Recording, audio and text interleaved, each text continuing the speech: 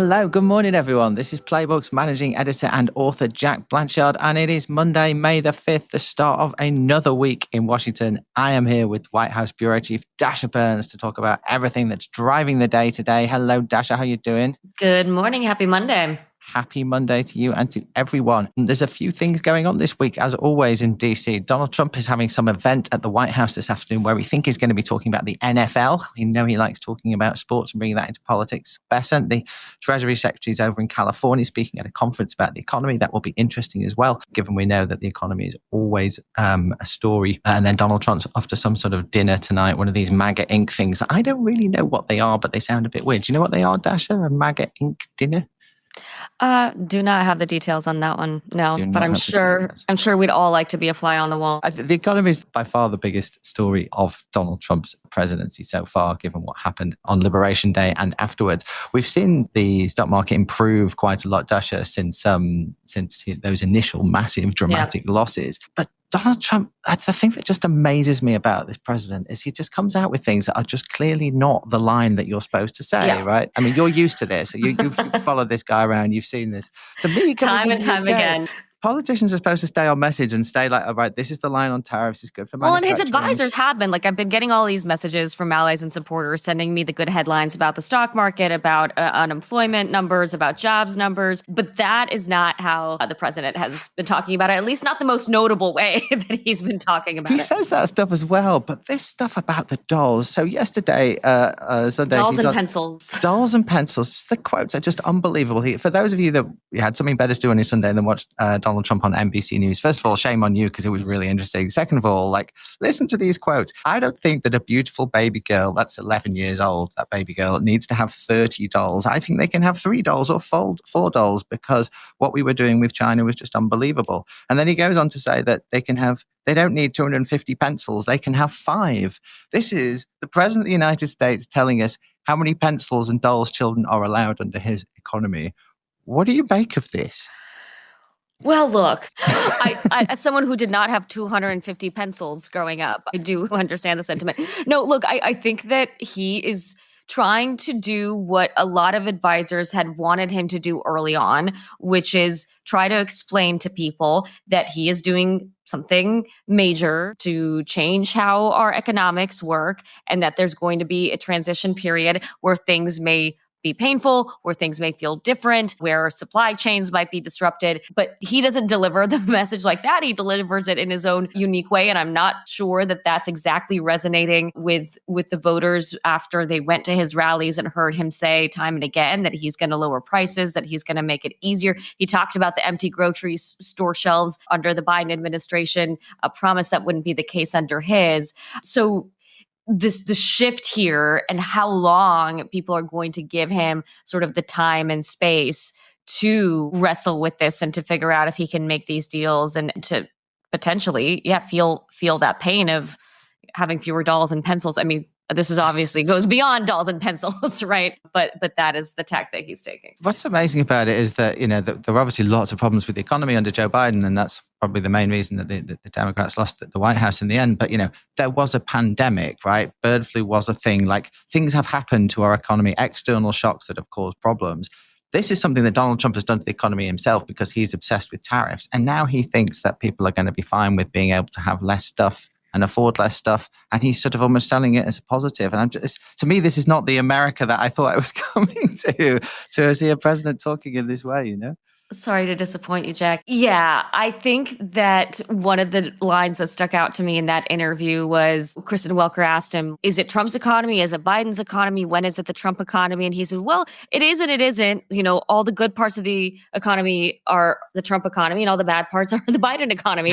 And I just don't know how long he's going to be able to sell that even to his most ardent of believers. Yeah, and we've still seen no trade deals as yet, and it's now been more than a month since those Liberation Day tariffs were announced. So the clock is ticking on that. We hear that ones with Asian countries are nearly there, but maybe this week, maybe not. The Treasury Secretary Scott Bessant speaking over in California this morning. Dasha, he must struggle to keep the show on the road when the president keeps going off on it like this. Well, Bessant is still at the helm, and Bessant is delivering this message in a much more technical way, in a way that, the Wall Street folks can understand. I think the Trump team wants Trump to deliver this in a way that Main Street can understand, which is why he's talking dolls and pencils. And look, the message from the White House and Press Secretary Caroline Leavitt has said this time again when I and others in the briefing room have asked her, like, what is your message to the American people? She says, trust in President Trump. Trust that he is going to lead us through this, that in the end, everyone's going to come out all the better for it. And I think that the challenge for them is, what is that light at the end of the tunnel, and how do you sell that to folks? And then in the interim, there is a ton of disruption. Now, again, they can and they are pushing on those good points. The stock market has rebounded. There have been some historic highs as well. But overall, people are still seeing high price tags. And now they're going to, this is the sort of technical stuff that our trade reporters talk to me about, but the de minimis loophole with China, that means, a lot of these websites where we go and buy cheap clothes and other cheap goods from China, suddenly we're going to have to start paying for this trade war with our adversary. I'm just trying to imagine if someone like a President AOC or a President Bernie Sanders or someone like that came in and said, I'm bringing in socialism and you're going to have less pencils, you're going to have less dolls, but that's fine. And can you imagine the reaction from America to something like that from a left-wing president? Anyway, let's talk about Marco Rubio, because he is having his first week in his new job, or his latest additional job. He is, of course, now the National Security Advisor as well as the Secretary of State. This amazed me in a way, because when Marco Rubio was brought in as Secretary of State initially, he wasn't really seen as being that in with the Trump crowd, right? He was sort of felt like it was a bit of a sop to a more traditional wing of conservatism, something to keep the allies happy. Yet here he is a few months down the line being given, a big extra role by the president. Why does President Trump come to like Marco Rubio so much? It's a remarkable come up for Rubio, for somebody who was a primary rival.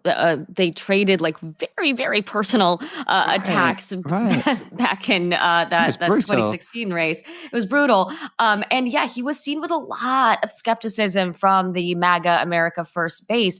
But now you have Laura Loomer, the representation of the most Trumpian base mentality, tweeting support for how amazing Rubio is. It's remarkable. And there are a number of factors here. Number one, top officials in the White House have really felt like Marco Rubio has become one of the best team players in the cabinet.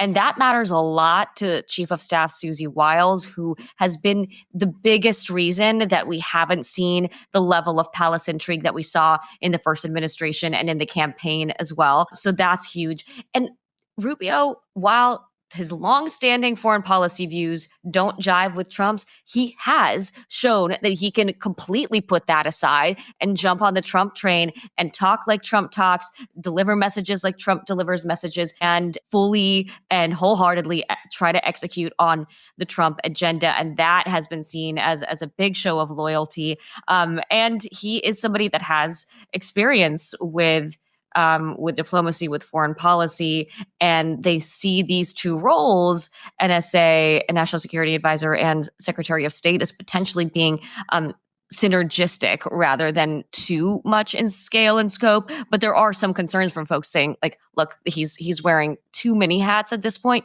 but he's clearly very trusted, seen as someone who can execute, and really the phrase that was used to me by one of my sources was take more fulsome control of the foreign policy apparatus and reorient it from where it was under Waltz, which, as we have reported many times, it's not Signalgate that sunk Waltz. There was a whole lot more behind the scenes where they felt frustrated that he wasn't delivering on Trump's agenda, but was pushing his own a little bit too much. There have been various names thrown around for this NSA role, Dasha. Do some of those other people still have a shot, do you think?